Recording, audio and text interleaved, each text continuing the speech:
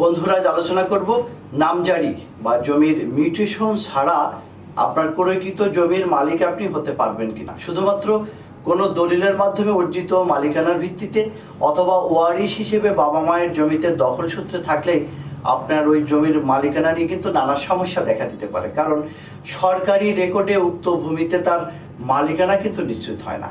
কোনো ভূমিতে বৈধ ওয়ারিশ বা ক্রয় সূত্রে মালিক হওয়ার পর পূর্বের মালিকের নাম থেকে নাম কেটে বর্তমান মালিকের নাম অন্তর্ভুক্ত করতে হলে তাহলেই আপনার মালিকানা সরকার কর্তৃক কিন্তু নিশ্চিত হয়। কাজেই নামজারির গুরুত্ব কতটুকু, নামজারি না করলে ভবিষ্যতে আপনি কি কি সমস্যার মুখোমুখি হতে পারেন সেসব বিষয়ে কথা বলার জন্য আমি PM সিরাজুল ইসলাম সিরাজ প্রামাণিক, আইনজীবী, বাংলাদেশ সুপ্রিম কোর্ট, আজ আপনাদের মাঝে হাজির হয়েছি। তবে মূল আলোচনা শোনার আগে আমাদের ল টিপস ভিডিও চ্যানেলটি সাবস্ক্রাইব করুন, বেল বাটনে ক্লিক করুন।